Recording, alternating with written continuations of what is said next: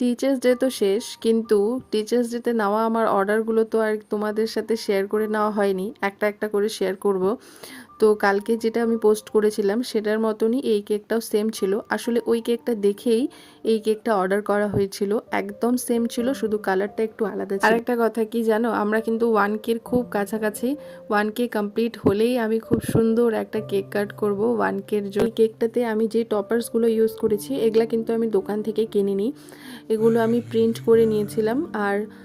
আর কি একদম নিজের মতো করেই বানিয়ে নিয়েছিলাম, কারণ দোকানেরগুলো খুব দাম বেশি, প্লাস হচ্ছে যে এত সুন্দরও ছিল না আর খুবই বাজে কোয়ালিটির। তো আমার মনে হয়েছে যে নিজে করলেই মনে হয় জিনিসটা আরও বেশি সুন্দর হবে। হলেও ঠিক তাই, কেন জানো, কারণ দোকানেরগুলোর থেকে তো বাড়িতে আমি যেগুলো বানিয়েছি সেগুলো অনেক সুন্দর আমার বলে মনে হয়েছে। যাই হোক, কেকটি কেমন লাগলো তোমরা এটা আমাকে কমেন্টে জানিও, ভালো লাগলেও জানিও, আবার খারাপ লাগলেও জানিও।